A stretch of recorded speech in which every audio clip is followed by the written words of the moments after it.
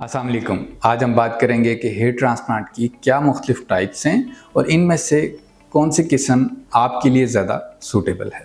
वैसे तो social media और इंटरनेट पे बहुत सी फॉल्स टर्मिनोलॉजीज चल रही हैं हेयर ट्रांसप्लांट के लिए। For example sapphire FUE, DHI hair transplantation, unshaved hair transplantation, ice hair transplantation, unshaven hair transplantation and so on. इस तरह के बहुत से नाम आपको सुनने को मिलेंगे, but these are wrong terminologies. जो बेसिक दो टाइप्स हैं हेयर ट्रांसप्लांटेशन की वो अब भी सिर्फ दो ही हैं, जिनमें से number 1 is follicular unit transplantation यानी कि FUT and the other is FUE follicular unit एक्सियन। Follicular unit transplantation यानी कि FUT, इस सर्जरी में आपके डोनर एरिया यानी कि बैक ऑफ द हेड से एक स्किन की मुकम्मल स्ट्रिप ली जाती है और इस स्ट्रिप में से 1 बाय 1 सारे हेयर फॉलिकल्स को अलग किया जाता है। जो रिमेनिंग स्किन के एजेस हैं इनको आप इसमें दोबारा से स्टिच कर दिया जाता है। FUT के रिज़ल्ट में आपको एक लीनियर यानी कि एक लाइन की सीधी लाइन की शक्ल का एक स्कार अपने डोनर एरिया पे परमानेंटली बेयर करना होता है। FUT के अपने फ़ायदे हैं। नंबर 1, FUT एक परमानेंट जोन से लिए गए बाल हैं। सो इधर से लिए हुए बाल हमेशा आपके रेसिपिएंट एरिया पे मौजूद रहेंगे और वो गिरेंगे नहीं, और एंड्रोजेनिक एलोपेशिया का जो असर है वो इन बालों पे नहीं पड़ेगा। नंबर 2, ये बिलीव किया जाता है कि FUT से नंबर ऑफ ग्राफ्ट ज़्यादा एक्सट्रैक्ट किए जा सकते हैं, बिकॉज जो पेशेंट्स हमारे पास अर्ली एजेस में आते हैं लाइक 20 to 28, इनमें FUT को रिकमेंड किया जाता है, बिकॉज हमारा ये ख्याल है कि ऐसे पेशेंट्स जो अर्ली प्रेजेंटेशन के साथ हमारे पास आते हैं उनको नंबर ऑफ सेशंस ज़्यादा चाहिए होंगे।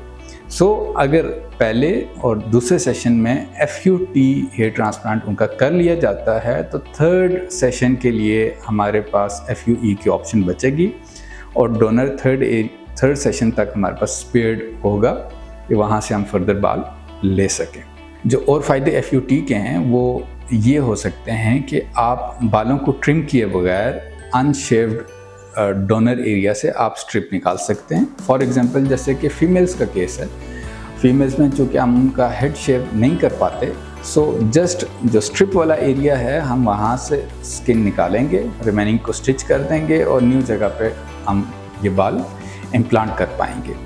FUT में चूँकि हम स्किन बैरियर को ब्रेक करते हैं, एक इंसिजन मिलता है, there are more chances of wound adhesions के वुंड इन्फेक्ट हो जाए या बड़ा स्कार बने और पेशेंट को कंपैरेटिवली थोड़ा सा ज़्यादा पेन बियर करना पड़ता है एज़ कम्पेयर टू FUE।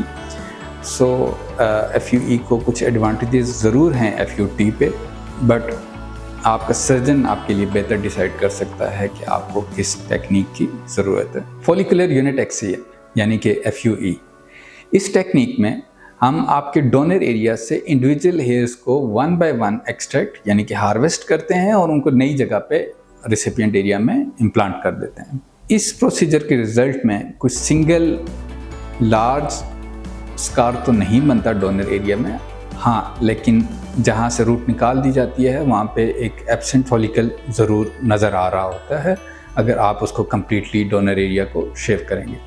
सो जो लोग अपना हेयर स्टाइल डोनर एरिया पे शॉर्ट रखते हैं उनके लिए ये टेक्निक ज़्यादा सूटेबल है।